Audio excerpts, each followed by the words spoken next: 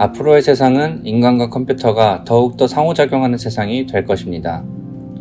인간 컴퓨터 상호작용 연구실은 가상현실, 인공지능, 로봇, 자동차 등 컴퓨터 기반 기술과 인간의 행동, 인지, 정서, 생체 신호 등에 대해 연구하고 있습니다.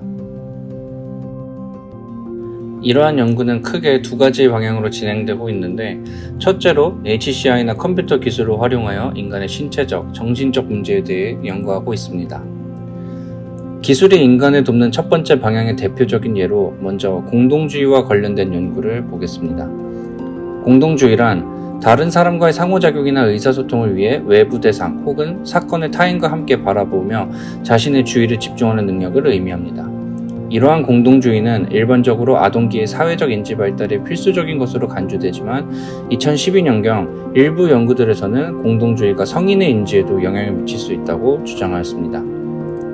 하지만 방법론적 문제로 인해 현실에서는 이 주장을 정확히 확인해보는 것에 어려움이 있었는데요. 따라서 본 연구에서는 가상의 현실 내에서 시선 추적 기술과 가상 아바타 기술을 통합하여 성인의 두 가지 공동주의인 능동적 공동주의와 반응적 공동주의를 측정하는 새로운 가상현실 패러다임을 개발하였습니다.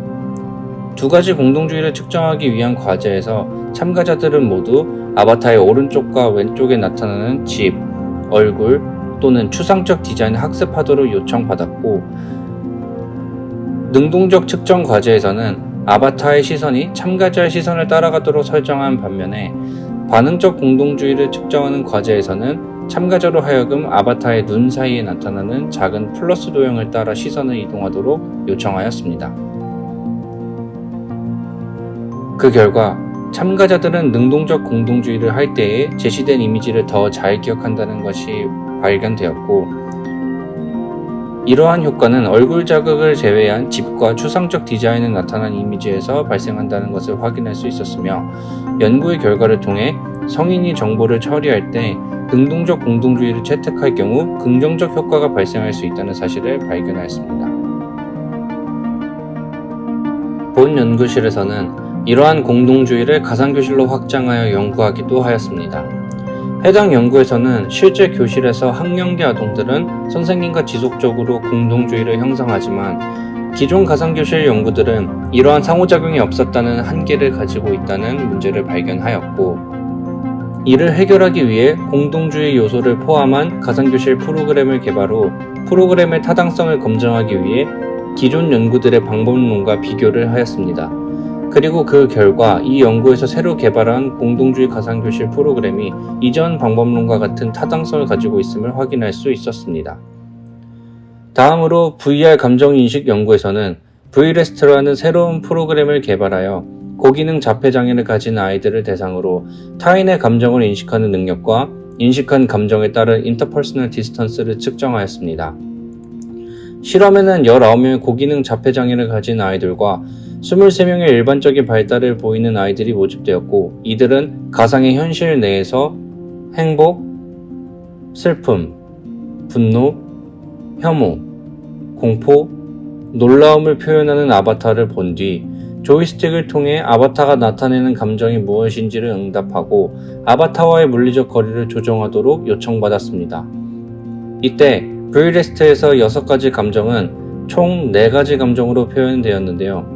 행복한 감정을 예로 들면 레벨 1에서는 가상의 아바타가 소파에 앉아 집으로 돌아온 아이에게 안녕, 오늘 하루 어땠어? 라고 말을 건네고, 레벨 2에서는 조금 더 높은 톤으로 오늘 너가 집에 일찍 와서 너무 좋다 라고 이야기하며, 레벨 3에서는 격양된 목소리로 내가 너가 좋아하는 메뉴들로 아주 맛있는 저녁을 준비해뒀어 라고 말합니다. 마지막으로 레벨 4에서는 아바타가 소파에서 일어나 환한 미소를 지으며 격양된 목소리로 우리 밥 먹기 전에 축하 먼저 하자, 드디어 내가 해냈어 라고 말하고 박수를 치도록 설정되었습니다. 해당 프로그램을 통해 고기능 자폐 아동의 감정 인식 능력과 감정에 따른 인터퍼스널 디스턴스를 일반적인 발달을 보이는 아이들과 비교해본 결과 두 집단 간 감정 인식 능력에는 유의미한 차이가 발생하지 않는다는 것이 발견되었고, 다만 아바타가 행복한 표정을 짓고 있는 경우 고기능 자폐장애 아동들은 일반적인 발달을 보이는 아이들에 비해 인터퍼스널 디스턴스를 더 멀리 유지했다는 것을 확인했습니다.